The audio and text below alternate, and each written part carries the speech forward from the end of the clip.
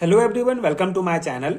आज हम इस वीडियो में Friedel Crafts alkylation and Friedel Crafts acylation topic detail में डिस्कस करेंगे, जो फ्रीडल क्राफ्ट रिएक्शन के इंपॉर्टेंट फॉर्म है। इस पर्टिकुलर वीडियो में हम इनका बेसिक कॉन्सेप्ट समझेंगे, डिटेल मैकेनिज्म डिस्कस करेंगे एंड प्रॉपर नोट्स आपको प्रोवाइड करूंगा, जो आपके एग्जाम प्रिपरेशंस के लिए बहुत हेल्पफुल होगा। स्टार्ट करते हैं फ्रीडल क्राफ्ट एल्काइलेशन से। In this reaction an aromatic hydrocarbon is reacted with an alkyl halide in the presence of anhydrous aluminium chloride. ठीक है, तो बेसिकली ये एक केमिकल रिएक्शन है जो एरोमेटिक कंपाउंड जैसे C6H6 मतलब बेंजीन जो है उसमें एल्काइल ग्रुप को जोड़ने के लिए यूज किया जाता है। ठीक है, जैसे यहाँ पे अगर हम नॉर्मल इसके रिएक्शन में देखें तो ये हमारा एक एरोमेटिक हाइड्रोकार्बन है। ठीक है, एक हमारा बेंजीन रिंग है। इसमें अगर हम एल्काइल हैलाइड को एनहाइड्रस AlCl3 ठीक है एल्यूमिनियम क्लोराइड की उपस्थिति में जब रिएक्ट कराते हैं तो हमको एल्काइल बेंजीन प्राप्त होता है। मतलब ये एल्काइल ग्रुप जो है आके बेंजीन में जुड़ जाता है। तो ये बेसिक रिएक्शन है फ्रीडल क्राफ्ट एल्काइलेशन का।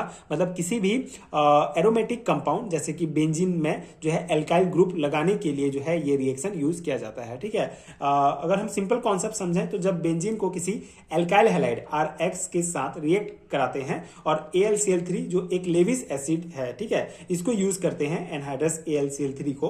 ठीक है, तो बेंजीन पर जो है एल्काइल ग्रुप जुड़ जाता है। तो ये बेसिक रिएक्शन है फ्रीडल क्राफ्ट एल्काइलेशन का। इसका डिटेल मैकेनिज्म डिस्कस करते हैं। तो इसका मैकेनिज्म जो है मेनली 3 स्टेप में कंप्लीट होता है। पहले स्टेप में जो है हमको जो है इलेक्ट्रोफाइल का फॉर्मेशन करना होगा। बेसिकली ये इलेक्ट्रोफिलिक सब्स्टिट्यूशन रिएक्शन का एग्जांपल है, तो हमको इलेक्ट्रोफाइल की आवश्यकता होती है। तो पहला जो हमारा स्टेप है वो बेसिकली फॉर्मेशन ऑफ कार्बोकेटायन या फिर इलेक्ट्रोफाइल का फॉर्मेशन होगा। तो उसके लिए ये हमारा एल्काइल हैलाइड को जब हम एनहाइड्रस AlCl3 के साथ रिएक्ट कराते हैं तो यहाँ पे हमको एल्काइल कार्बोनियम आयन प्राप्त होता है, जो एक इलेक्ट्रोफाइल है। ठीक है, एज ए इलेक्ट्रोफाइल ये हमारा वर्क करता है। फिर सेकंड स्टेप में क्या होता है, बेसिकली बेंजीन जो है बेंजीन के साथ फिर ये जो हमारा एल्काइल कार्बोनियम आयन है ये रिएक्ट करेगा। ठीक है, जब ये हमारा इलेक्ट्रोफाइल अटैक करता है बेंजीन के किसी कार्बन पर, ये स्लो स्टेप है बेसिकली। तो एक हमको इंटरमीडिएट कंपाउंड प्राप्त होता है। यहाँ पे जो है ये रिजोनेंस स्ट्रक्चर है बेसिकली बेंजीन के।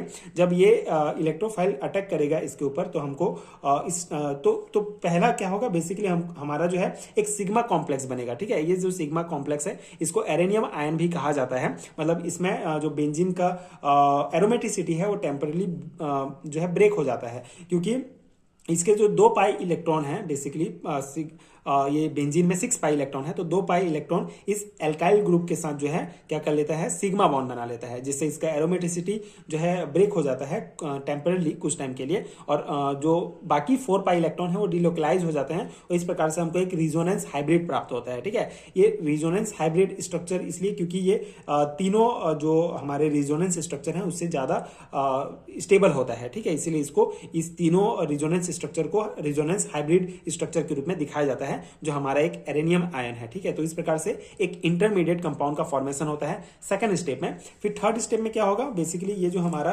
AlCl4 है, ठीक है, माइनस जो है, इसके साथ जब हम रिएक्ट कराते हैं रिजोनेंस हाइब्रिड को, ठीक है, मतलब एक बेस की उपस्थिति में क्या होता है, एक जो हमारा H+ आयन है, ठीक है, प्रोटॉन है, वो निकल जाता है यहां से। ठीक है, तो ये AlCl3 एंड HCl के रूप में बाहर निकल जाएगा और हमारा ये एल्काइल ग्रुप जो है यहाँ पे जुड़े रहेगा और इस प्रकार से एल्काइल बेंजीन बनता है। तो ये इसका डिटेल मैकेनिज्म है। इस प्रकार से कॉन्सेप्ट होगा, 3 स्टेप में कंप्लीट होगा मैकेनिज्म। पहले हमारा एल्काइल कार्बोनियम आयन बनेगा, फिर उसके बाद एक हमारा रिजोनेंस हाइब्रिड बनेगा, मतलब जो एक कार्बोकेटायन है एक प्रकार का, उसके बाद फिर ये जो है एल्काइल बेंजीन बनेगा। ठीक है, जब यहाँ से एक हमारा प्रोटॉन बाहर निकलेगा। तो ये हो गया हमारा फ्रीडल क्राफ्ट एल्काइलेशन। इसके कुछ और इंपॉर्टेंट पॉइंट हैं जो आपको ध्यान रखना है, जैसे it is also possible that the free alkyl carbonium ion may not exit actually complex of alkyl chloride and the aluminium chloride may be the actual attacking reagent. तो यहाँ पे कहा गया है कि पॉसिबल है कि फ्री एल्काइल कार्बोनियम जो है एग्जिट नहीं करता हो, लेकिन जो alkyl chloride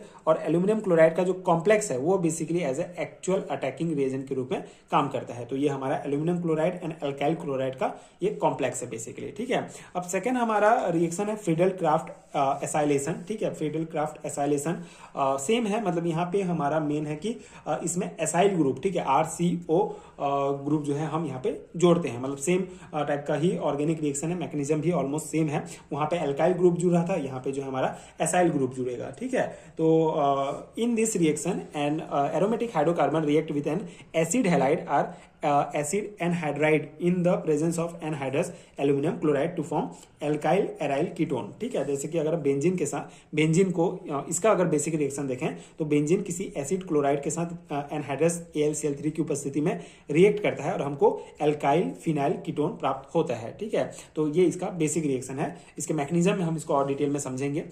in this reaction Lewis and AlCl3 polarize the acid chloride to form an acyl carbonium ion. This ion also known as the acylium ion make an electrophilic attack on the benzene nucleus। ठीक है, तो पहला वही acyl carbonium जो है हमारा उसका formation होता है पहले स्टेप में। बेसिकली ये भी सेम है, 3 स्टेप में कंप्लीट होगा। मैकेनिज्म इसका देख लेते हैं। तो पहला स्टेप में हमारा जो एसिड क्लोराइड है, जब इसको हम AlCl3 एल्यूमिनियम क्लोराइड के साथ रिएक्ट कराते हैं तो हमको एसाइल कार्बोनियम आयन मिलता है। ठीक है, जो एज ए इलेक्ट्रोफाइल वर्क करता है। ये इलेक्ट्रोफिलिक सब्स्टिट्यूशन रिएक्शन है, तो हमको इलेक्ट्रोफाइल की आवश्यकता होगी।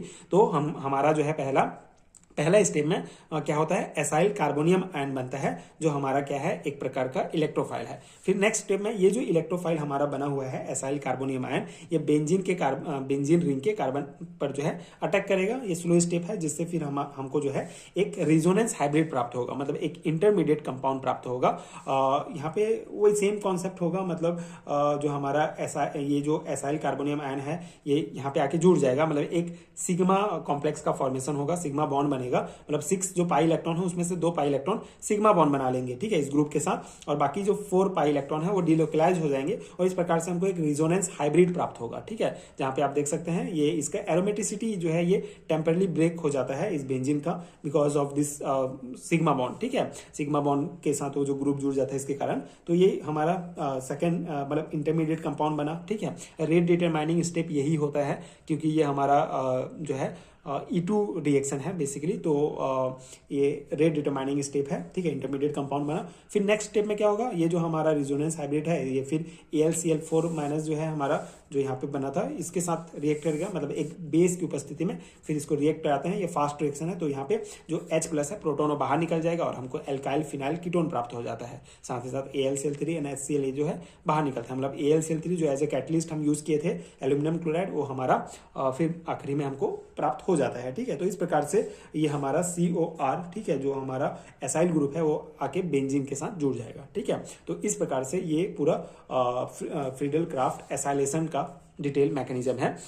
इन this reaction instead of RCO+, जो हमारा एसाइल ग्रुप है, द एक्चुअल अटैकिंग रिएजेंट में बी द एसाइल क्लोराइड और एल्यूमिनियम क्लोराइड कॉम्प्लेक्स। ठीक है, तो ये एक कॉम्प्लेक्स है बेसिकली, ये जो है एक्चुअल जो है अटैकिंग रिएजेंट हो सकते हैं। ठीक है, जैसे हमने यहाँ पे RCO+ जो एसाइल ग्रुप है इसको एज अटैकिंग रिएजेंट यहाँ पे यूज किया है, तो उसके जगह जो है मेनली अगर हम और डिटेल में मैकेनिज्म समझे तो एल्यूमिनियम क्लोराइड एसाइल क्लोराइड जो कॉम्प्लेक्स है ये एक्चुअल अटैकिंग रिएजेंट हो सकता है। ठीक है, तो ये पॉइंट यहाँ पे कहा गया है। तो ये हो गया हमारा दोनों कॉन्सेप्ट। आई होप आपको समझ में आ गया होगा।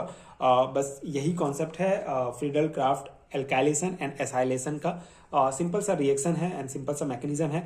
एक ठो आपको समझ में आ गया तो सेकेंड सेम ही है, तो इंपॉर्टेंट है, बट आपके सेमेस्टर एग्जाम्स के लिए लॉन्ग टाइप क्वेश्चन में भी पूछा जाता है, तो आप उस कितने मार्क्स में पूछा जाएगा उस अकॉर्डिंग इस नोट से अपना आंसर बना सकते हैं।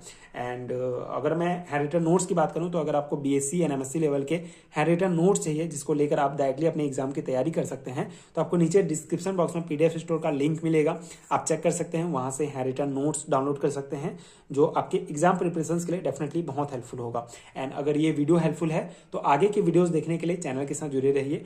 Thank you so much for watching.